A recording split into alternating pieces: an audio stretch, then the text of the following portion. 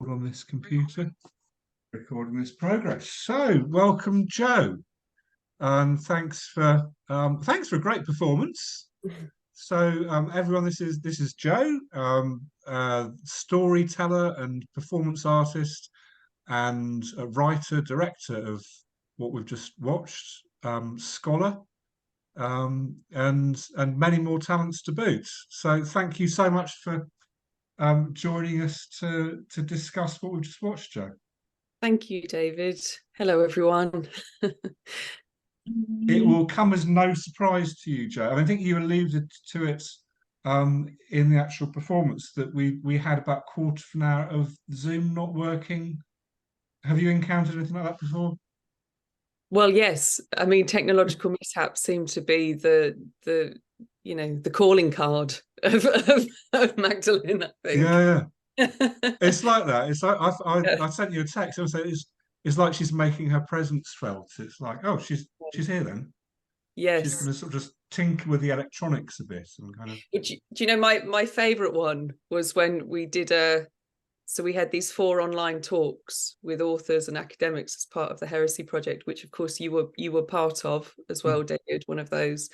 But my favorite technological mishap was the last one, where my colleague in Sweden, who was giving one of the talks, it was 5 minutes before we were about to start and everything was fine. And then there was a power cut in his house, but only in half of his house. So half of his house was in darkness and the other half was in light. And I just thought that was wonderful. Yeah, so she really pulled the stops out for that one, yeah. didn't she? She was absolutely making her presence felt. Yeah. Q&A session. Let's get straight into that. And Ella, I think you had a question to ask Joe. And if anyone that's got a question, just I guess do the putting your hand thing up, the sort of cartoon hand, and then we'll there's plenty of time to come to your questions. So Ella, what would you want to ask Joe? Hi, Joe. Absolutely amazingly wonderful, of course. And I have 2 questions. One is, why did you leave I guess in the witness itself, but also, and more so in the retelling of the gospel, which is absolutely beautiful, but the ascent of the soul is missing. And I asked David just now, and he said, like you ran out of time, out of steam, out of money, or whatever. I don't know, and it might get added later. Is that true? It would be so wonderful to have the complete gospel there. Yeah. I think it was so difficult to I realized in this process at a certain point I had to really tell the story, so that I had to choose the story that I was telling. And so I guess I've got 2 answers to that question. And one is, so in the performance, there was an element of slightly running out of time in terms of how to stage the ascent of the soul, because of course there's the possibility in performance to give it a visual and atmospheric form without having to use the language. And I was really aware that the language of that part of the gospel, for people that don't know the gospel, could suddenly become very alienating and take people out of the story into this very esoteric or theological language. And as a artist and a storyteller, I want to keep people with me on the emotional journey. So we have got a solution for that now. So there will be, in version 2 of The Witness, there will be an extra little scene which shows something of that inner experience that Mary, or the soul, it goes through. So that's that aspect. And then in terms of the film of the gospel, the telling of the gospel, again, I was so aware that I think with any kind of art making, it's like the artistic vision has to kind of meet reality, you know. So there's kind of the artistic vision here, and then reality here is people were going to be meeting this film primarily in an installation where they were going to be stood on their feet watching it projected on a wall. So that's how it was first devised. There's a series of 3 interconnected rooms in an old nunnery in Northamptonshire, so they walk in and see it. So I had a time consideration, not wanting it to be too long so people could stand and take it in. But again, there's this real question for me about language, and that if you're not studying the gospel, if you're hearing it as an oral text, that part of the gospel can be quite baffling. And so what I wanted really to focus on, for me, it's Mary's kind of, it's the revelation that Mary has, so her journey of revelation, and then particularly the her desire to express it, but then the expression of that not being received. So for me, that's where that's what the storyline kind of hung on. And like anything, you know, you have to make some hard decisions sometimes about what you need to leave out. And I when I would read the gospel out loud to people, that was always the part that people would sort of get stuck on, and they'd lose the thread would be lost. And so maybe if there's a second iteration of it, I'll find a way of doing it that we can hold the thread. Really tricky to me, because I understand what you're saying and makes sense. And also think it's really significant that you're using words alienating and baffling, and that's sort of what the disciples are saying, like, this is weird shit, you know, like, this is not what we're used to. And so in order not to help understand maybe the reticence of Andrew and Peter and all the rest, it's kind of, I mean, that's sort of what David and I always tried in the study groups, to not judge, but to be really open-minded. And so I think it's that's an important aspect here, to say, yes, these are weird teachings, and they do sound alienating and baffling and are hard to grapple with. And so even yes, the disciples are patriarchs and screwed up and all that, and you know, we can maybe have a little understanding for them, or for parts of what they're saying and parts of what they're feeling, you know. Yeah, I agree. And I think that there's something about the medium and the time that in the study groups, that is the form in which you can go into that. And I think there's something around the form, the medium of a live performance or a recorded thing of its nature, where it doesn't feel to me like the platform to be doing that work. But what it might do is intrigue people enough that they then get a copy of David's translation of the gospel or somebody's, and then they start going, oh, and then they start doing the study work. So it sort of feels like it's perhaps a way in rather than the whole thing, rather than trying to do that. And I think probably what I wanted to do was kind of show something of, I really wanted to show Mary's story and something of Mary's humanity. So it was a real fine line between doing that and so that's kind of, it was sort of making the choice to really focus on her emotional journey, I suppose. I mean, I agree that section can be obscure the first time that we come across it, and I guess the challenge for myself and other translators and commentators is also to kind of make it easy for everyone to understand, because I think that there's real sort of wisdom in that bit, but at first read it comes across as baffling and confusing. It can do, and so there is a job to be done there. Second question, sorry. Yeah, no, I saw Susan had her hand up too. Where you dealt with Mary wept and you talked about it, but you didn't weep. You were sort of more like you were angry more than.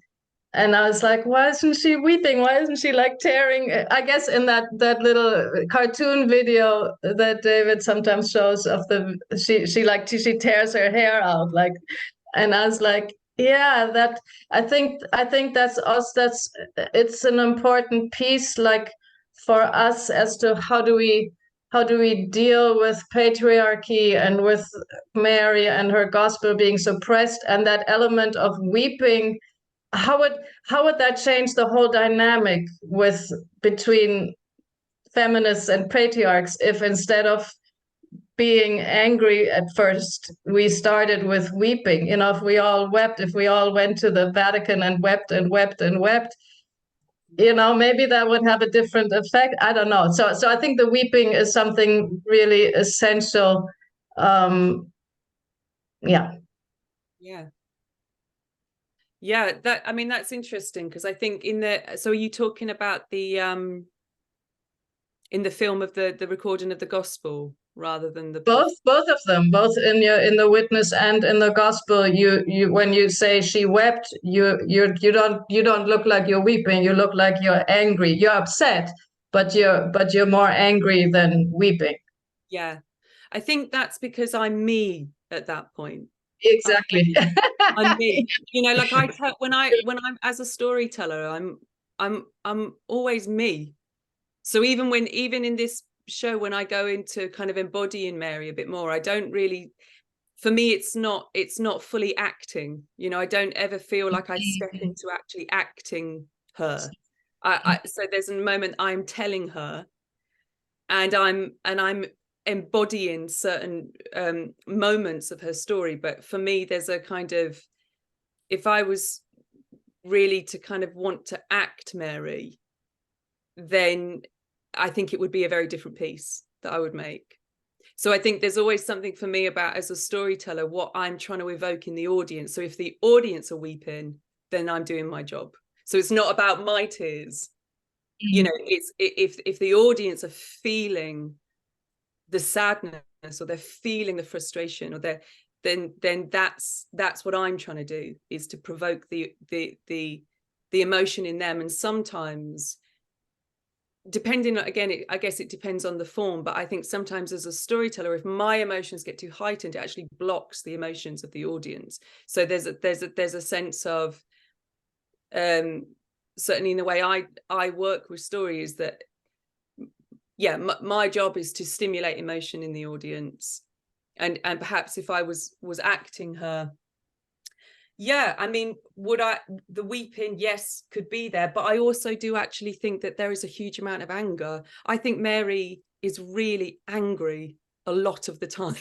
And I think the weeping isn't necessarily a sad weeping. The weeping is a, I can't believe this kind of feeling, like, so I don't, I think there's there's nuance in that. And and who was holding the pen, who wrote that anyway? Like who was, who described it as weeping? So I don't know. That whole question came up in the last Woodbrook course that I did, and one woman said, "There's no adjective there. We don't know, or adverb. We don't know how she's weeping. They could be tears of rage. If that was me, there'd be tears of rage." So there's weeping and weeping, isn't there? Yeah. I've got a question, Jo, which is that towards the end you use a line from the Gospel about, "Is this just in your imagination?" And I have a sense that for you, imagination isn't a sort of just, that imagination is quite a powerful thing, and yet we tend to dismiss things as being, oh, that's just imaginary, and we've just made something up. But I've noticed that sort of what's excited, one of the things that's excited you about the gospel has been the missing pages and the opportunity to use your imagination as a powerful force. So I'm kind of intrigued with this difference between, we expect imaginary things to be, I don't know, just like child's play, or kind of like something that's not real and therefore of no weight or value. And I wonder if, how do you feel the power of the imagination, or just the imagination? Well, I mean, I think, Jung was, really, I think, very unique and original in his time, and still even now, for recognizing that the fantasy image, or the images that arise, are kind of uncalled for images that arise and appear to consciousness, have information in them, and they have an intelligence and an autonomy. So sometimes we feel like we can conjure an image, but sometimes images just arise and then they act, they are alive. And actually we can track them with that kind of witnessing consciousness, that we can witness the image as it starts to speak and come alive. So what is that? And I feel like there's something that imagination can reach. Imagination can reach, can kind of be the bridge between what we know and what we don't know, in fact. And imagination can kind of build that bridge. And I think we can all have that experience where you can see something or experience something which is of the imagination, but that lands in the body like truth. You watch something, or you listen to something, be it a story or a poem that's kind of arrived from the imagination, and it lands in your body like, yes, that feels true. And there's a kind of qualitative difference to something of the imagination that feels true and something that feels like a kind of whimsical wish fulfillment fantasy. And for me, it's like one has roots, it's weighty, and one feels a bit like like fancy and sugar pops and unicorns and things. It's sort of, it's pleasant to think about, but it hasn't got that weighted feeling of truth.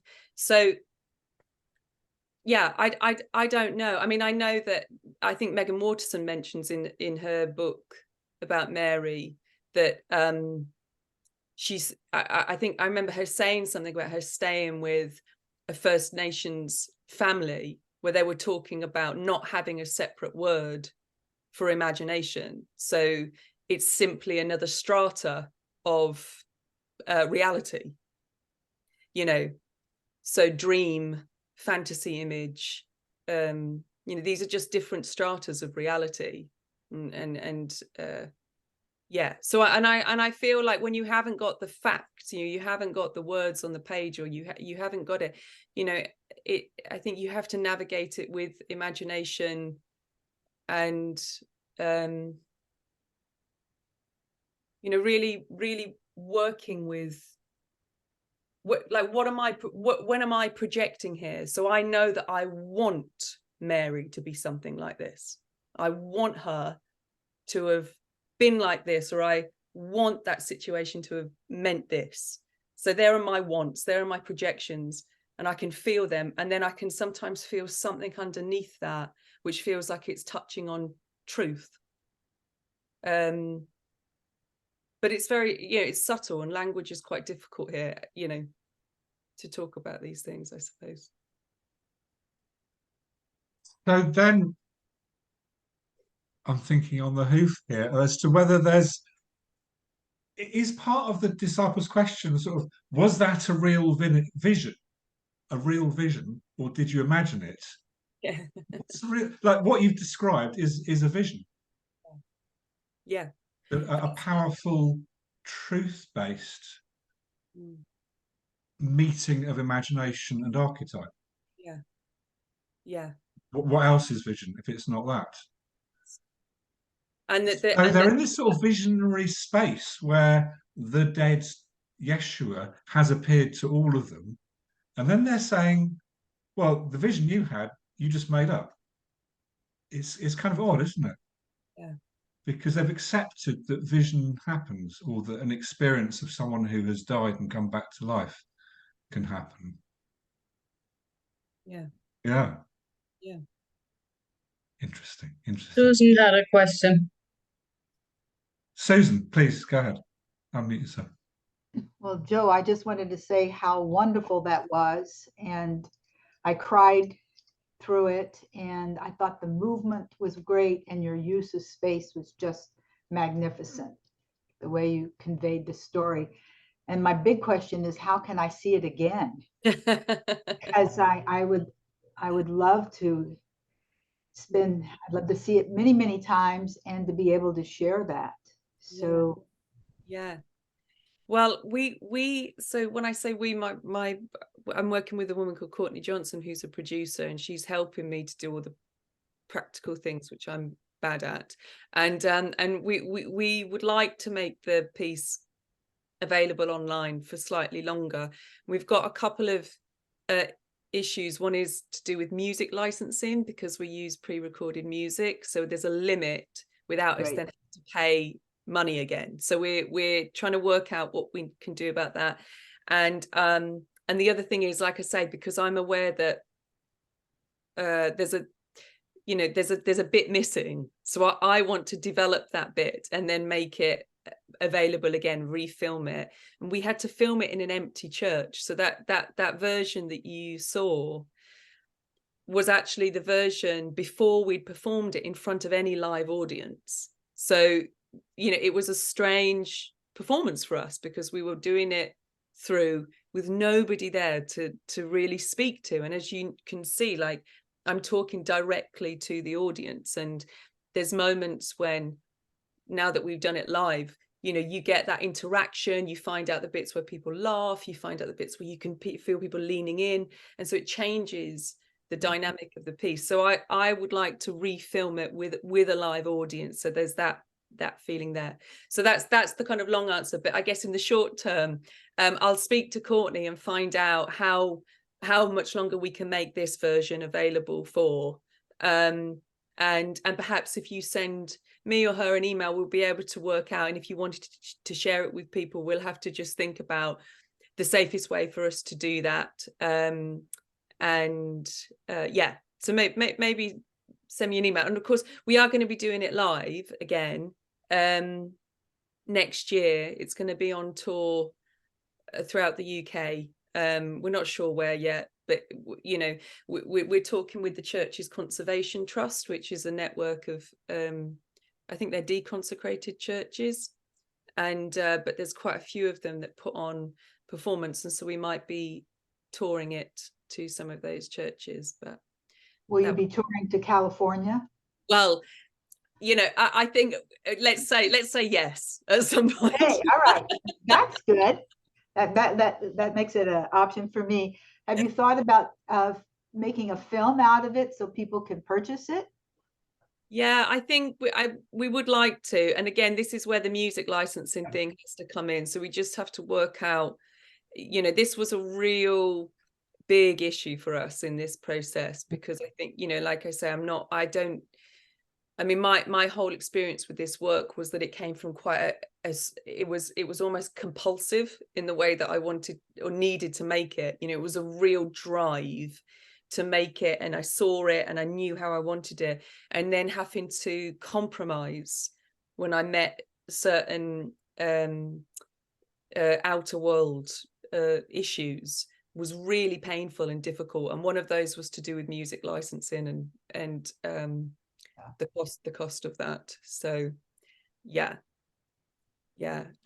unfortunately Mary's blessings didn't reach to getting free use of music, unfortunately. But yeah, but maybe send me an email or sign up to my mailing list, and then I'll let people know when things like that happen. Yeah. Great. Thank you so much. Thank you you. for your creativity and vision. in Thank just you. Creating it. Thank you. Claire, you've got a question next. Joe, it was astonishing. It was powerful in so many ways, you know, emotionally and spiritually, as well as physically. And I'm so grateful for that. And I'd also like to see it again in its current version. My other question for you, though, is I'd love to understand a little bit more about you bringing in Isis and your reason for doing that. Well, you know, I mean, yeah. I guess I brought in Isis because that's where it started. I mean, I cannot deny that that is where it started. It started with Isis, and it was Isis that pointed me to Mary, and the whole way through, the correspondences between those two stories, you know, the death, the resurrection, the dismemberment, the weeping woman who brings life back to the husband, brother, you know, these two bookends, you know, these two equals, you know, Isis and Osiris. It's like the correspondences between that story and the story of Mary and Jesus were so alive that I wanted that there. I knew that needed to be in there. And then in terms of bringing the actual myth in the telling, you know, that was part of me imagining this backstory of Mary, of, you know, we have no idea who this woman was. I mean, there's so many theories, but none of them are really based on anything particularly solid, you know. So who is this woman with this connection to Egypt, you know, with these 3 copies being found in Egypt? And so she was obviously resonating with the early Christians in that part of the world. And why? You know, did they recognize something in her that was in correspondence to Isis and a myth that was in the blood and in the land? So yeah, and I guess also to just expand a bit from this, you know, from the kind of more orthodox or known Christian story and territory, but to kind of go, you know, there were death and resurrection stories before this one. You know, before this one, there was this death and resurrection story, and so, you know, and so on. So there's this archetypal, you know, ocean that runs underneath this story as well. So yeah, so I guess that was my reasoning. So there was truth in the connection, but also I wanted to expand the kind of narrative world a little bit. Yeah. Morgana, I see you've got your hand up to ask a question. Well, I was actually going to say something I think is correct, which is July 22nd is Isis's birthday, and the whole story of the Isis myth and the rising of Sirius at this time is always, it's been associated with Isis and then Mary Magdalene. So it goes back. Not know that. Yeah. Thank you, Susan. Wow. It's amazing. Thank you. Yeah.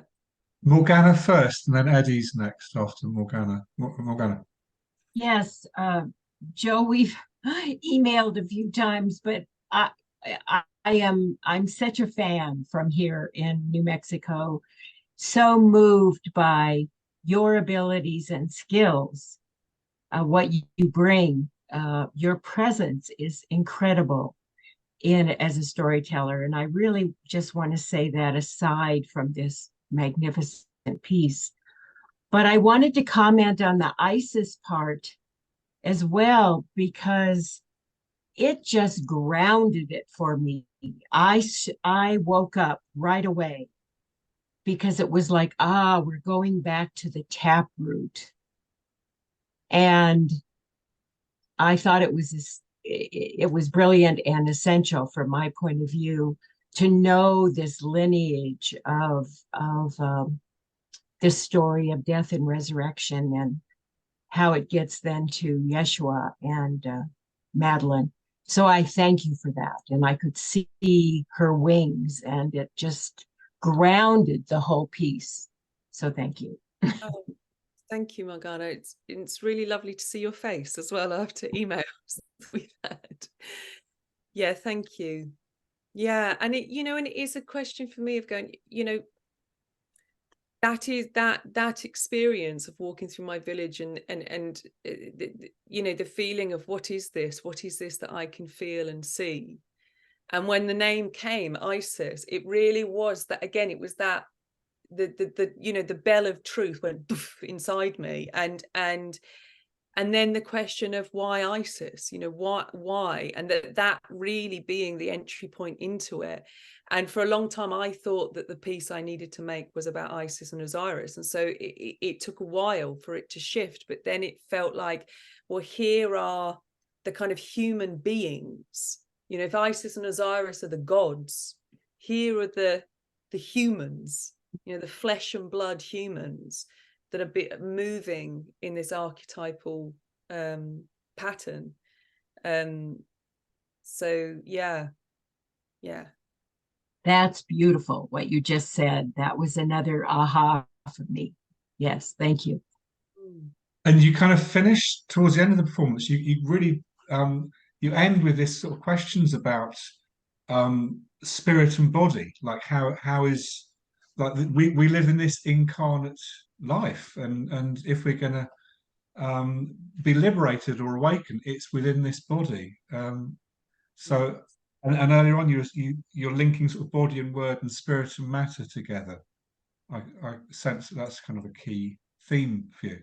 Absolutely. And it was playing out between me and Rob in the studio as well, because we'd joke that, Rob was body and I'm words. Rob would be very practical, dancer and fixing things, and that was his job, and I was constantly trying to work things out, bringing in quotes, and so we, between the two of us, we had this kind of polarities, and so we had to find a meeting, and so that energy was also playing out between us, the spirit and matter, the body and word, and the so all of that was there in the kind of alchemy of the piece. And and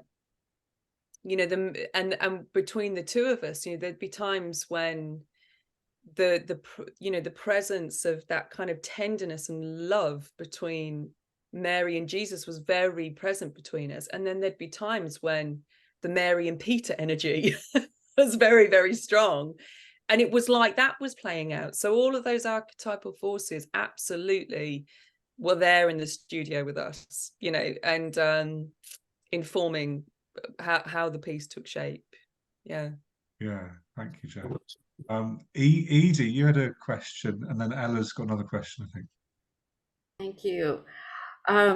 I so appreciate the element of the archetypal love story that Mary brings with her gospel, that we all have this deep human longing and this deep human desire to be in that love story, and the refreshingness of it, how it refreshes our spirit when we read stories about love being birthed between two people.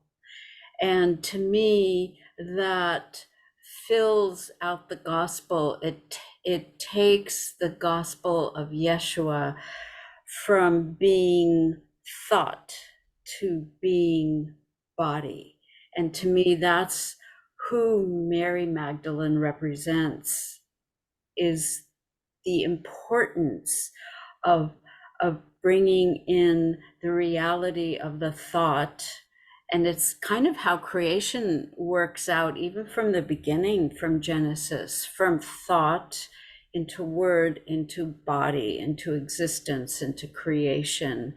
And it's how John's gospel begins too. So there's that deep archetype, that deep cosmic archetype, and and how refreshing it is for me when this whole image becomes complete through Mary Magdalene's gospel, her story, to see that vulnerability in Yeshua, to see him abandon himself to love, is just, to me, that makes him more real and his story more real and his story more believable. So thank you. Yeah. Oh, thank you, Edie. Yeah. Yeah. And that's, I'm going to, in the talk that I'm doing tomorrow, I'm going to talk more about that. I'm going to talk more about body and embodiment in relation to this, but also just to kind of really resonate with what you just said at the end there about, you know, this actually seeing Yeshua in this more embodied role, you know, with all of that longing and all of that desire. It makes him, for me, more of what his sacrifice becomes more with that. So it's, you know, how strange that it's been taken out of the story for various reasons, and that there's a general sense that it somehow makes him less divine, but I think it's the opposite. I do too. And just to add to that, thank you so much. Just to add to that, that when someone falls in love, having experienced that, there is a transformation that happens. And it almost seems to me, without his falling in love with Mary Magdalene, he would not have been apart, like forget about the sacrifice, but just who he is and how he appears in the world. Without that falling in love, without that vulnerability and desire, he would not have been able to evolve to where he was, to finish that storyline that of his life. To me, I imagine the transformative aspect of falling in love is what made his story what it was. Yeah. Thank you. Yeah, and the falling in love with an equal, you know, that thing of being with somebody where there's an equality of connection, because, you know, a single person with lots of disciples, where, you know, how, like you say, how is he going to go through the transformations necessary to become enlightened, or to, you know, to it's in the crucible of actual relationship, actual relating, that there's that kind of tempering of the soul, isn't there? You know, it can't happen in isolation. It happens in relation to others. So yeah. Thank you, Edie. Thank you, Jazz. Ella's waiting with a question next. Yeah, no, I just wanted to say the whole Isis piece was, I've heard a lot about Isis and Mary Magdalene, and this was the first time it actually made sense and was believable and powerful, and yeah, it was really nice. And I just quickly Googled birthday of Isis, July 22nd, and what I found, it was July 17th, but very close to 22nd. But according to the internet, July 17th, they celebrated the birthday of Isis. So that is interesting that the church somehow picked a date really close to that. Yeah, and I think you said it was something to do with Sirius rising as well, something. So it's to do with the constellation. So, yeah, fascinating. Oh, with change of tack. I'm thinking about. It's the rising of the Nile and the flooding of the Nile that was important. That was Isis's gift, life.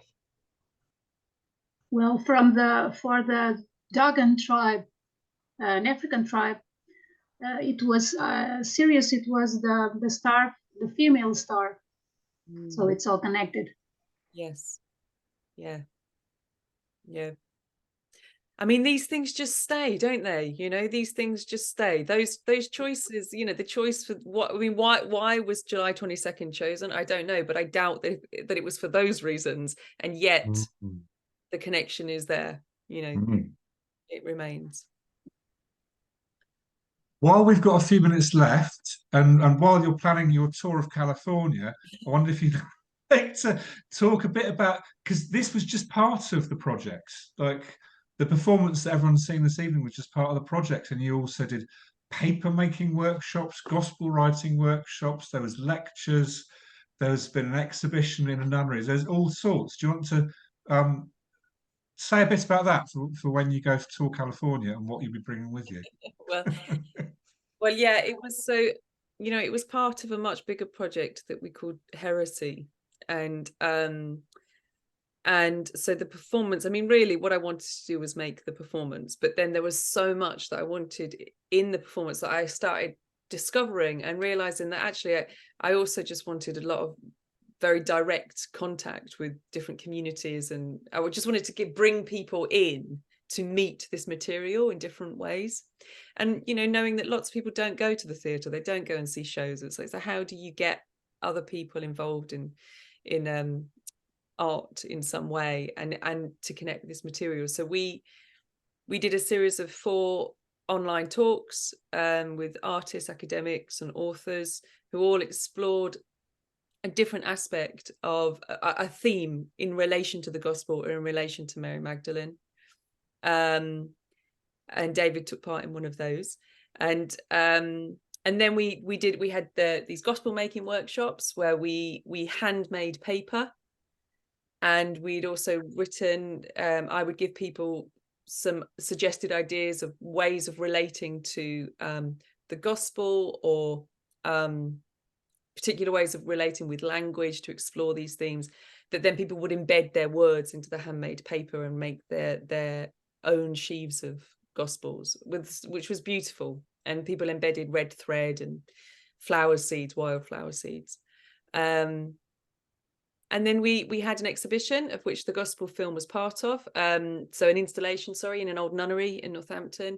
And then we had an interactive exhibition in a shopping centre in Northampton. And if anybody's ever been to Northampton, it's not really the kind of place that you get much pop-up art, certainly not in the shopping centre, and certainly not about early Christianity or Gnostic Christianity. So it was quite a hard sell for the people of Northampton Town, but people came in and they did engage with it. And we had a kind of area where people could wash their feet, or wash the feet of their friends or their family. We had a table laid out with bread upon it that people could come and sit around, and various sort of spaces to contemplate. And I was there, and so were others, and we would just talk to people all day about this work. And wow, how was that received? How did that go down in a Northampton shopping centre? Well, you know, I mean, it was fascinating, and it was hard work. It was, some people came in and it was like you were giving them water. They were like, oh, a place where they can come and actually just be and talk about the, you know, the depths, can bring soul, can bring questions, can bring spirit to the fore and engage with it in a way. You know, somebody came in and said, oh, this is what I want church to feel like. I feel like church should feel like this. Yeah. So result.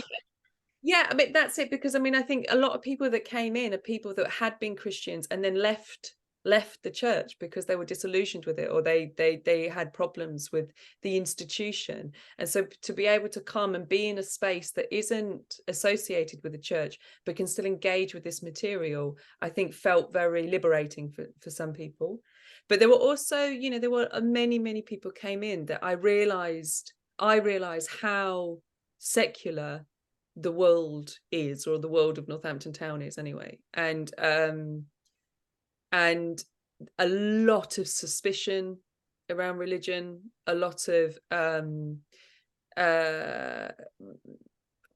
kind of knotty feelings around it. not much curiosity to want to engage with it. You know, people would come in and ask if we were from the church, and I'd say no, we were a theatre company, and then they kind of relaxed a little bit more. But there was, and it made me go, wow, there's a lot of resistance and so much baggage around. And but if we could get those people and just talk, then of course you find a place to meet. And so that's what I mean when I say it was hard work. We had to be on it all the time. And I think by the end of like 2 weeks, 3 weeks actually, I was exhausted from doing that.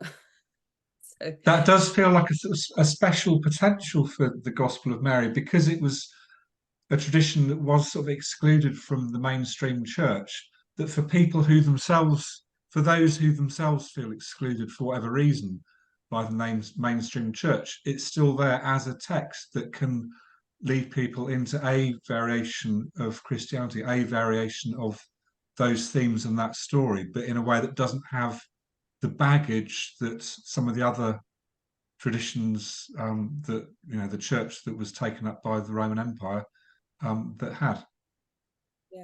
Yeah, that feels like a real power of it. Yeah, it does. I noticed that time is coming up, so we'll just have one more question, which is Morgana's got her hand up. Joe, this is just a wild aside, but I was imagining myself about a scene of the Last Supper that includes the possibility or the reality of Mary Magdalene being there, sitting next to Yeshua, and what that might look like. What would be the dialogue? How could that, I don't know, that seems such a powerful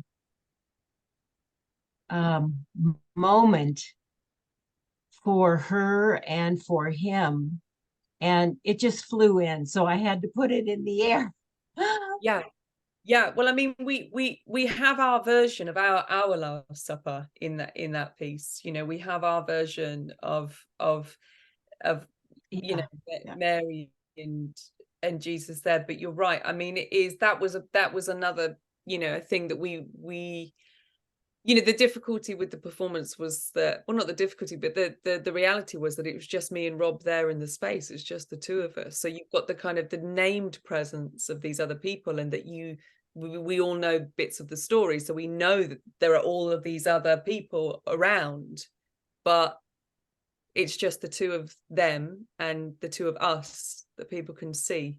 So we really had to sort of just focus in on that dynamic. But yeah, there's so many evocative moments in that story that, you know, we could make it a full passion play to last 3 days. When you get the extended chorus of like a cast of cast of 50, then that version. So time is sorry, go on. we're coming to the end.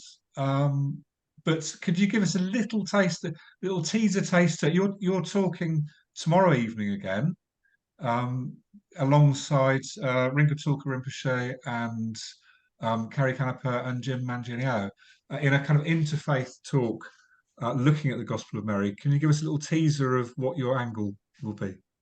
Well, like I think I mentioned, I think I said when Edie was asking that I'm really going to focus a lot on the body and embodiment.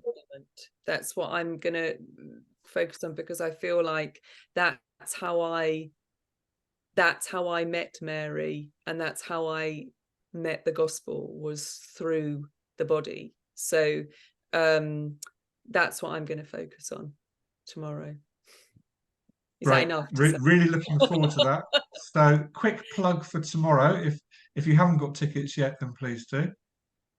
Thank you very much to Joe for amazing work, and then for talking us through it. Really appreciate that. Thank you, Joe. Thank you. And I just want to thank all of you for your questions and your feedback. I mean, this is, you know, when you make work, you have no idea if it's ever going to resonate with anyone in the way that it does in your own heart and mind. So, you know, every time I hear that it's touched people, it genuinely is an absolute thrill for me to hear that, because that's why I did it, you know. So thank you for those comments. Thank you. Thank you for making us all cry, Jo.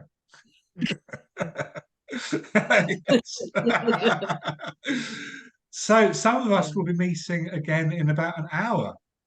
So there's a study group happening in about an hour. So I'm going to draw this session to a close so I can go and have some dinner. And look forward to seeing you guys later. Look forward to seeing you tomorrow, Jo. And happy feast day to everyone. Yes. Happy feast day. Yes. Thank you, Joe. Yeah. Yeah. Thank you. Thank you. Goodbye.